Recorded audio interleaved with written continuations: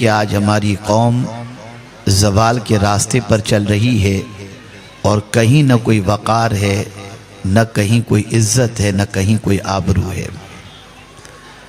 اپنے اندر تبدیلی پیدا کریں، اپنے اندر سدھار پیدا کریں۔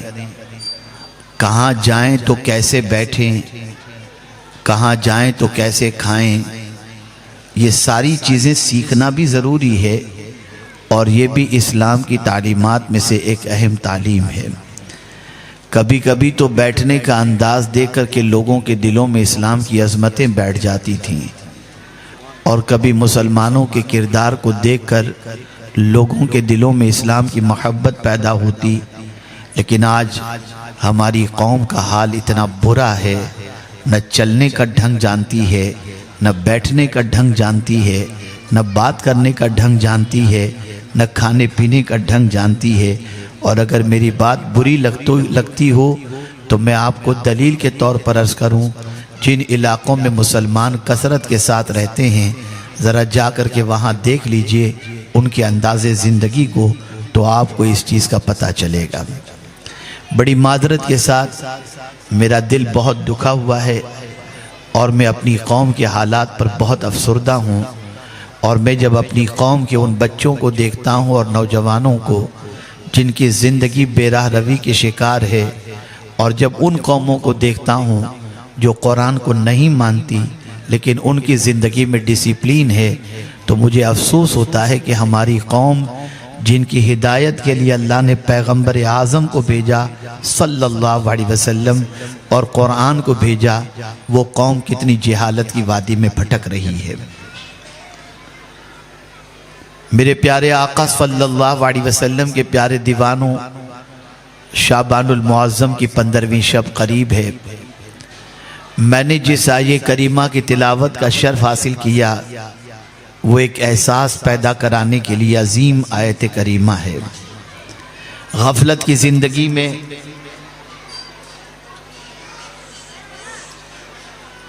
ایک مرتبہ درود شریف پڑھ لیں۔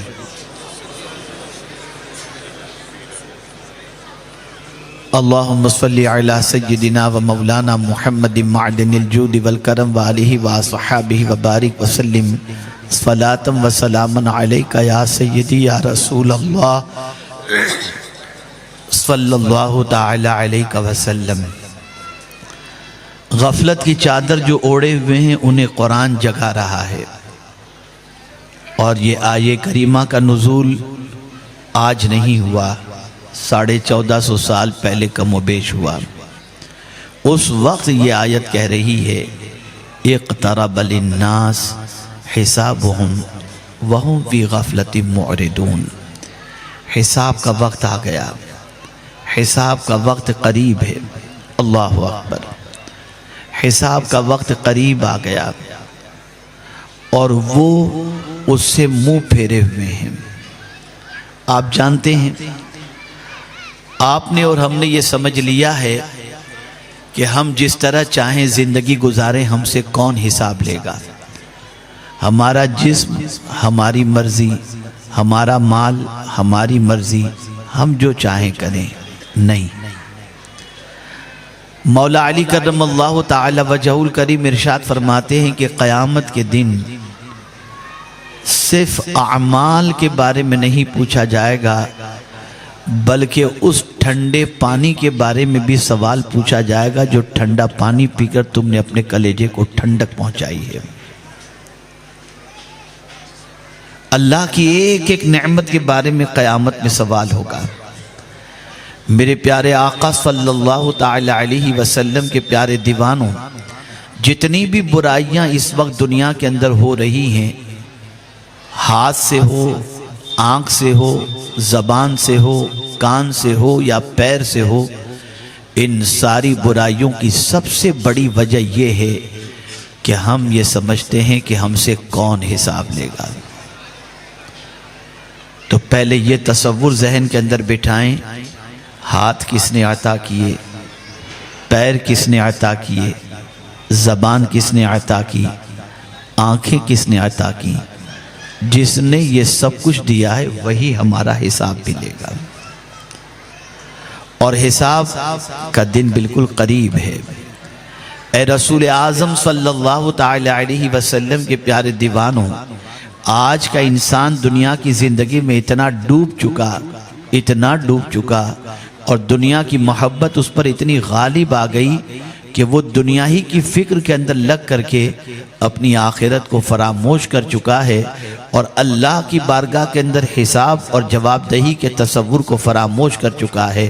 اے رسول اعظم صلی اللہ تعالی علیہ وسلم کے دیوانوں، ہر ایک بندے سے پروردگار جل جلالہ اپنی نعمتوں کے بارے میں سوال پوچھے گا، اس کے بارے میں حساب لے گا۔ اعلیٰ حضرت عظیم البرکت امام عشق و محبت کو یہی چیز ستا رہی تھی، تو اسی لیے اعلیٰ حضرت عظیم البرکت کہتے ہیں، کریم اپنے کرم کا صدقہ، لئیم بے قدر کو نہ شرما، تو اور رضا سے حساب لینا، رضا بھی کوئی حساب میں ہے۔ آپ اندازہ لگائیں، جن کی زندگی اللہ کی اطاعت میں، رسول رحمت صلی اللہ علیہ وسلم کی محبت میں گزری، انہوں نے پوری زندگی اللہ عز و جل کے دین کو لوگوں تک پہنچانے میں اور مصطفیٰ پیارے صلی اللہ علیہ وسلم کی محبت کے اندر لوگوں کے سینوں کو گرمانے کے اندر گزار دی۔ وہ امام احمد رضا کو اگر فکر ہے تو اللہ کی بارگاہ میں جواب دہی کے تصور کی فکر ہے، حساب کی فکر ہے۔ لیکن آج کا مسلمان جس کے دامن پر گناہوں کے دھبے لگے ہوئے ہیں، جو صبح سے لے کر رات تک اللہ کی نعمتوں کا مس یوز کر رہا ہے، اللہ کی نعمتوں کے استعمال کے اندر وہ اللہ عز و جل کے بارے میں غور نہیں کرتا کہ قادر مطلق جب اپنی نعمتوں کے بارے میں سوال پوچھے گا تو ہم کیا جواب دیں گے؟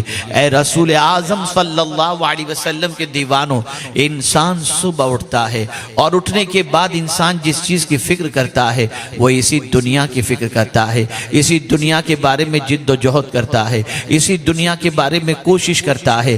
میں آپ سے پوچھنا چاہتا ہوں، یہ دنیا کی زندگی ہے کیا؟ یہ دنیا کی زندگی کب تک ہے؟ قرآن کہتا ہے وَمَا هَذِهِ الْحَيَاةُ الدُّنْيَا إِلَّا لَهْوٌ وَلَعِبٌ وَإِنَّ الدَّارَ الْآخِرَةَ لَهِيَ الْحَيَوَانُ۔ اللہ اکبر! انداز قرآن کو محسوس کریں اور انداز قرآن کو سمجھنے کی کوشش کریں تاکہ آپ کے دل و دماغ کے اندر قرآن کے اثرات اترتے چلے جائیں۔ اللہ فرماتا ہے نہیں ہے یہ دنیا کی زندگی۔ اللہ اکبر! انداز دیکھیے دنیا کے بارے میں، جب رب قدیر ارشاد فرماتا ہے تو فرماتا ہے نہیں ہے یہ دنیا کی زندگی الا لہو و لعب، مگر کھیل کود۔ اللہ اکبر! یہ کھیل کود سے اس دنیا کی زندگی کے بارے میں کیوں بتایا گیا؟ اس سے تعبیر کیوں کیا گیا؟ تو آپ دیکھتے ہوں گے جب کوئی میچ ہوتا ہے، جب کھیل کود کا معاملہ ہوتا ہے، جب بچے کو کوئی کھلونا دیا جاتا ہے، بچہ جب اس سے کھیلتا ہے تو کھیل سے جب جی بھر جاتا ہے بچہ چھوڑ کر کے چلا جاتا ہے، وہ جگہ چھوڑ دیتا ہے، وہ کھلونا چھوڑ دیتا ہے۔ آپ کو میں بتاؤں، آپ لوگ کرکٹ کے شوقین لوگ ہیں، آپ جانتے ہیں 5 دن کا اگر ٹیسٹ میچ ہے، انسان دیکھنے کے لیے جاتا ہے، دور دراز سے ٹیمیں آتی ہیں کھیلنے کے لیے، میدان پورا بھرا نظر آتا ہے، دیکھنے والوں کا تانتا بندھا رہتا ہے، لیکن 5 دن کی میچ ختم ہونے کے بعد وہ میدان ویران ہو جاتا ہے، وہ میدان سنسان ہو جاتا ہے، وہ میدان خالی ہو جاتا ہے، لوگ اپنے اپنے گھروں میں چلے جاتے ہیں۔ اللہ اکبر! پہلے جب بھیڑ تھی تو انسان یہ سمجھ رہا تھا کہ دیکھو یہ کتنا اچھا موقع ہے، لیکن وقت گزر جانے کے بعد انسان یہ محسوس کرتا ہے کہ یہ تو کھیل کود، یہاں کچھ بھی نہیں ہے۔ کوئی بھی میدان کے اندر پرماننٹ اپنا کیمپ لے کر نہیں جاتا، ٹینٹ لے کر کے نہیں جاتا، مستقل رہنے کے لیے نہیں جاتا، اس لیے کہ انسان جانتا ہے یہ کھیل کا میدان ہے، کھیلے گا اور چلا جائے گا اور پھر وہی ویرانی ہو جائے گی۔ دنیا کا بھی یہی حال ہے، جب تک ہم اس دنیا کے اندر ہیں اس دنیا سے کھیلتے رہیں گے اور پھر اس دنیا سے چلے جائیں گے۔ اور میرے پیارے آقا صلی اللہ تعالی علیہ وسلم کے پیارے دیوانوں، جس دنیا کی محبت کے اندر آج کا انسان حلال و حرام کی تمیز نہیں کرتا، جس دنیا کی محبت کے اندر انسان حلال و حرام کی تمیز اور جائز و ناجائز کی تمیز نہیں کرتا، جس دنیا کی محبت کے اندر انسان بہت سارے جرائم کرتا ہے، بہت سارے ظلم کرتا ہے، بہت ساری زیادتیاں کرتا ہے، یہ دنیا ہی کی تو محبت ہے، یہ دنیا ہی کی تو محبت ہے۔ لیکن بڑے پتے کی بات عرض کرتا ہوں، جب انسان دنیا کی محبت میں گناہ کرے گا، جب انسان دنیا کی محبت میں اللہ عز و جل اور اس کے رسول کی نافرمانی کرے گا، جب انسان دنیا کی محبت میں ڈوب جانے کے بعد اللہ عز و جل کو بھول جائے گا، اس کے ضمیر پر بوجھ بن جائے گا، اس کے ضمیر پر ایک عجیب کیفیت رہے گی، وہ چین کی زندگی نہیں گزار سکے گا، وہ اطمینان کی زندگی نہیں گزار سکے گا، وہ سکون کی زندگی نہیں گزار سکے گا۔ یہ ہو ہی نہیں سکتا کہ کوئی انسان کسی کا پیسہ کھا جائے اور کھانے کے بعد وہ چکن تو کھا سکتا ہے، بریانی کھا سکتا ہے، لیکن جب رات کو سوئے گا تو ضمیر اندر سے ملامت کرے گا، نادان یہ تیری محنت کی کمائی کا پیسہ نہیں ہے، یہ لوٹا ہوا پیسہ ہے، یہ مارا ہوا پیسہ ہے۔ اس کھانے سے پیٹ تو بھر جائے گا، ضمیر کو سکون نہیں مل سکتا، دل کو سکون نہیں مل سکتا۔ اللہ اکبر۔ لیکن حق حلال کی محنت کی کمائی کے بعد آپ چٹنی روٹی بھی کھائیں گے تو آپ کے ضمیر پر بوجھ نہیں ہوگا، آپ کے ضمیر پر گہرا نہیں گزرے گا۔ میرے پیارے آقا صلی اللہ علیہ وسلم کے پیارے دیوانوں، یہی وجہ ہے کہ یہ آیے کریمہ کے حوالے سے اللہ اکبر آپ دیکھیں، رسول رحمت صلی اللہ علیہ وسلم کے ایک صحابی ایک راستے سے گزرتے ہیں، دیکھا ان کے ساتھی صحابی مکان تعمیر کر رہے ہیں، مکان کی دیوار اٹھا رہے ہیں۔ اللہ اکبر۔ اپنے ساتھی صحابی کو حضور صلی اللہ علیہ وسلم کے پاس سے جب آتے دیکھا تو انہوں نے برجستہ پوچھا، میرے دوست یہ تو بتاؤ کیا آج کوئی آیت حضور صلی اللہ علیہ وسلم پر نازل ہوئی ہے؟ انہوں نے کہا ہاں، اقترب للناس حسابهم وهم فی غفلۃ معرضون، یہ آیے کریمہ نازل ہوئی ہے کہ حساب کا وقت قریب آ گیا۔ اللہ اکبر۔ اتنا سننا تھا کہ انہوں نے دیوار بنانی چھوڑ دی اور کہا جب حساب کا وقت قریب آ گیا تو جواب دینے کی تیاری میں لگ جانا چاہیے۔ اللہ اکبر۔ آپ مجھے بتائیں، ہمیں معلوم نہیں کہ جسم سے روح کا رشتہ کب ٹوٹے گا، ہمیں معلوم نہیں بارگاہ سمدیت میں پیشی کے وقت ہماری کیفیت کیا ہوگی، لیکن اے رسول اعظم صلی اللہ علیہ وسلم کے دیوانوں، ہم دنیا میں اتنے مغو ہو چکے ہیں کہ اللہ عز و جل اور اس کے رسول صلی اللہ علیہ وسلم کی نافرمانی کا کوئی لحاظ نہیں رکھتے۔ آنکھ ہے بے لگام چھوڑ دی، پیر ہیں جہاں چاہے لے کر چلے گئے، زبان ہے جو چاہا بول دیا، ہاتھ ہیں جس طرح چاہا ہم نے استعمال کیا۔ ہم سوچتے ہیں ہمارا وجود ہم جو چاہیں کریں، لیکن حساب کا وقت قریب آ گیا ہے، اللہ حساب لے گا۔ اسی لیے فرمایا گیا کہ اس سے پہلے کہ اللہ تمہارا حساب لے، تم خود اپنا حساب لینا شروع کرو، تم اپنے بارے میں جانچنا شروع کرو، اپنے بارے میں غور کرنا شروع کرو۔ میرے پیارے آقا صلی اللہ تعالی علیہ وسلم کے پیارے دیوانوں، جس دنیا کی زندگی سے انسان بے حساب محبت کرتا ہے اور جس دنیا کی زندگی کے سنوارنے کے لیے اپنی آخرت کو برباد کرتا ہے، وہ نہیں جانتا کہ اس کی زندگی کتنی ہے۔ میں اگر آپ کے سامنے آپ کی اور ہماری زندگی کی حقیقت پیش کر دوں تو میرا خیال ہے کہ شاید چین کی نیند سو بھی نہ سکیں۔ کل میں تفسیر پڑھ رہا تھا اور حضرت حسن بصری علیہ رحمت و رضوان کا ایک قول میری نظر سے گزرا۔ سنو، بہت پلاننگ کر رہے ہیں ہم، ایسا کریں گے، یہ کریں گے، وہ کریں گے، منع نہیں کرتا۔ اپنے بچوں کے اپنے مستقبل کے بارے میں سوچنا، یہ بھی نبی آخر الزمان صلی اللہ علیہ وسلم کی تعلیمات کا حصہ ہے، قرآن کی تعلیمات کا حصہ ہے۔ لیکن زندگی اللہ۔ حضرت حسن بصری علیہ رحمہ نے زندگی کو جس طریقے سے پیش کیا ہے، اگر میں اس بات کو آپ کے سامنے پیش کروں تو آپ محسوس کر سکیں گے کہ اللہ والوں کے نزدیک زندگی کیا ہے۔ حضرت حسن بصری علیہ رحمت و رضوان فرماتے ہیں، زندگی ہے کیا؟ فرماتے ہیں زندگی ہے کیا؟ ایک سانس ہی تو ہے۔ زندگی ہے کیا؟ ایک سانس ہی تو ہے، اٹک گئی ختم ہو گئی۔ اسی لیے حضور صلی اللہ علیہ وسلم ارشاد فرماتے ہیں، جو سانس اندر گئی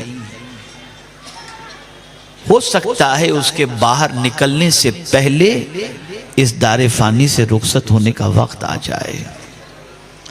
کیا ہمیں کبھی اس چیز کا احساس ہے؟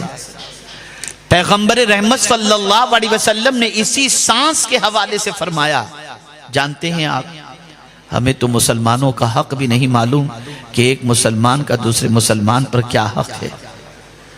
آقا کریم صلی اللہ علیہ وسلم نے ایک مسلمان کے حق کو دوسرے مسلمان پر جو رکھا، اس میں یہ بھی رکھا کہ جب کسی مسلمان کو چھینک آئے اور وہ الحمدللہ رب العالمین کہے تو جواب میں یرحمک اللہ کہنا یہ اس مسلمان کا حق ہے جسے ادا کرنا چاہیے۔ سوال یہ پیدا ہوتا ہے چھینک پر الحمدللہ کیوں؟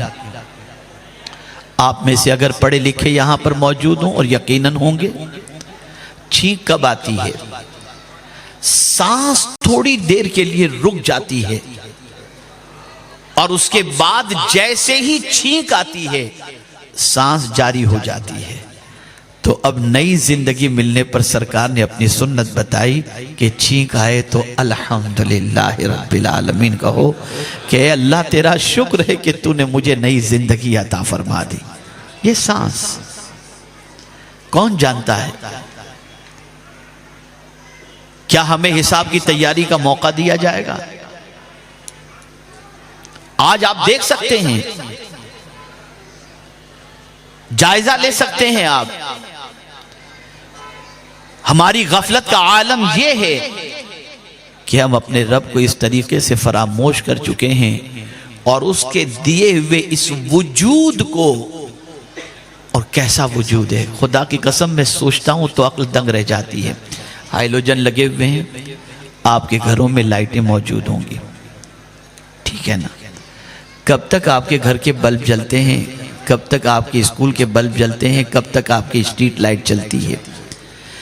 2 سال 3 سال کے بعد بلب اڑ جاتا ہے، آپ کو بلب چینج کرنا پڑتا ہے۔ 5 سال کے بعد چینج کرنا پڑتا ہے۔ آپ نے دیکھا ہوگا کہ کوئی بھی بلب جو آپ نے 50 سال پہلے لگایا وہ اب تک نہیں چلتا، اس کی عمر لیمیٹیڈ ہوتی ہے۔ 2 سال کے بعد چلا گیا، 1 سال کے بعد چلا گیا، 6 مہینے کے بعد چلا گیا۔ میں آپ سے پوچھنا چاہتا ہوں، اس بلب کی قدر آپ اس لیے کرتے ہو کہ یہ آپ کو روشنی دیتا ہے۔ آپ اندازہ لگائیں، الیکٹرک بل آپ اس لیے بھرتے ہیں کہ یہ روشنی آپ کو میسر کرتا ہے۔ کبھی آپ نے اللہ کی نعمت کے بارے میں سوچا؟ ذرا غور کرو، بلب 2 سال کے بعد بدلنا پڑتا ہے۔ اے میرے کریم تیری عظمتوں پر قربان کہ تو نے ہماری آنکھوں میں بھی بلب لگا دیا ہے۔ پیدا ہوئے تب سے تو نے 2 بلب ہماری آنکھوں میں لگا دیے، آج 60 سال کے ہوئے تو نے بدلنے کی ضرورت، یعنی ہمیں بدلنے کی ضرورت نہیں پڑی۔ 60 سال پہلے سے 60 سال پہلے جو تو نے ہماری آنکھوں میں روشنی عطا فرمائی تھی، آج اسی بلب سے ہم بچپن میں بھی دیکھ رہے تھے، آج بھی دیکھ رہے ہیں اور انشاءاللہ آگے بھی دیکھتے رہیں گے۔ آپ مجھے بتاؤ، ان آنکھوں کا کنیکشن، ان آنکھوں میں روشنی کوئی الیکٹریسٹی کی محتاج نہیں ہے۔ کون ہے جس نے یہ آنکھوں میں روشنی عطا فرمائی؟ کون ہے جس نے یہ آنکھ جیسی عظیم نعمت عطا فرمائی؟ اور یہ نعمت دینے کے بعد ہم سے فرمایا اپنے حبیب کے واسطے سے، وَقُلْ لِلْمُؤْمِنِينَ يَغُضُّوا مِنْ أَبْصَارِهِمْ، مومنوں سے کہہ دیں کہ وہ اپنی نگاہوں کو نیچی رکھیں۔ اور حضور نے بتا دیا، دیکھو دیکھنا ہے تو کیا دیکھنا؟ اللہ اکبر، النظر الى المصحف عبادت، النظر الى العلماء عبادت، النظر الى الكعبۃ عبادت۔ ماں باپ کو دیکھنا عبادت، علماء باعمل کو دیکھنا عبادت، قرآن کو دیکھنا عبادت۔ لیکن حیرت کی بات ہے میرے پیارے آقا صلی اللہ علیہ وسلم کے پیارے دیوانوں، جس قادر مطلق نے اتنی عظیم نعمت عطا فرمائی، ہم بھول گئے کہ قیامت میں وہ ہم سے پوچھے گا کہ اس نعمت کا استعمال تم نے کیا کیا؟ کیا جواب ہے ہمارے پاس؟ جو قوم آج رات کی تاریکی کے اندر اپنی آنکھوں سے گندگی کو دیکھ رہی ہو، وہ قیامت میں خدا کو اپنی آنکھوں کے بارے میں کیا جواب دے گی؟ حساب کا وقت قریب آ گیا، اللہ حساب لے گا، پروردگار حساب لے گا، پالنہار حقیقی حساب لے گا۔ اللہ اکبر۔ میرے پیارے آقا صلی اللہ تعالی علیہ وسلم کے پیارے دیوانوں، حساب کے تصور سے صحابہ لرزتے تھے، صحابہ کانپتے تھے، ایک عجیب کیفیت سے وہ دوچار ہوتے تھے۔ ہم تو ایسا سمجھ بیٹھے کہ ہم سے کون پوچھنے والا ہے، ایک دن حساب رب پوچھے گا، ایک ایک نعمت کے بارے میں سوال پوچھے گا۔ اور یہی وجہ ہے کہ جب کوئی نعمت کا استعمال صحیح طور پر کرتا ہے اور گھر کی چار دیواری کے اندر بھی وہ اللہ عز و جل کی نعمتوں کی قدر کرتا ہے، تو پھر قرآن کہتا ہے اللہ اکبر، قالوا انا كنا من قبل في اهلنا مشفقين او كما قال فمن الله علينا ووقانا عذاب السموم۔ قیامت کے دن جنتی کہیں گے، کیا کہیں گے جانتے ہیں آپ؟ ہمارے گھر میں فی اہلنا مشفقین، اس سے پہلے یعنی جنت میں جانے سے پہلے جب ہم دنیا میں تھے، توجہ چاہوں گا، ہم جب دنیا میں تھے تو ہم اپنے گھروں میں اللہ سے ڈرتے تھے، ہم اپنے گھروں میں اللہ سے ڈرتے تھے، تو اس ڈر کا صلہ اللہ نے کیا عطا فرمایا؟ فمن اللہ علینا ووقانا عذاب السموم، تو اللہ نے ہم پر احسان فرمایا کہ لو کے عذاب سے ہمیں اللہ نے بچا لیا۔ آپ جانتے ہیں یہ لو کیا ہے؟ یہاں تو 42 کا ٹیمپریچر ہو تو منہ کے اوپر پردہ ڈال کر کے آپ نکلیں گے، رومال ڈال کر کے نکلیں گے کہ لو نہ لگ جائے۔ مائیں بچوں کے کرتے کے پائجامے، کرتے کے جیب کے اندر یا شرٹ پینٹ کے جیب کے اندر مائیں جو ہے وہ اونین رکھ دیں گی، پیاز رکھ دیں گی کہ بچے کو لو نہ لگے۔ لیکن اس لو کی کوئی حیثیت نہیں۔ قیامت کی لو کے بارے میں جہنم کے حوالے سے سنیں، آپ جانتے ہیں ام المؤمنین حضرت عائشہ صدیقہ رضی اللہ تعالی عنہ جب اس آیت کریمہ کو آپ نے پڑھی تو تلاوت کرنے کے بعد فوراً دعا کے لیے ہاتھ اٹھاتی ہیں، اے اللہ، اے میرے پالنہار حقیقی، لو کے عذاب سے ہمیں بچا لے، لو کے عذاب سے۔ اور اس لو کے بارے میں فرمایا گیا، آقا کریم صلی اللہ تعالی علیہ وسلم ارشاد فرماتے ہیں کہ وہاں کی جو لو ہے، وہاں کی ہوا جہنم کی، اگر اس کو تھوڑی دیر کے لیے بھی دنیا میں چھوڑ دیا جائے تو پوری دنیا ختم ہو جائے، برداشت کوئی بھی نہ کر سکے۔ کون وہاں پر اس لو کے عذاب سے بچایا جائے گا؟ اور اس ہوا سے کون بچایا جائے گا؟ جو اپنے گھروں میں اللہ سے ڈرتا ہے، جو اپنے گھروں میں ڈرتے ہیں، اپنے گھروں میں اللہ سے۔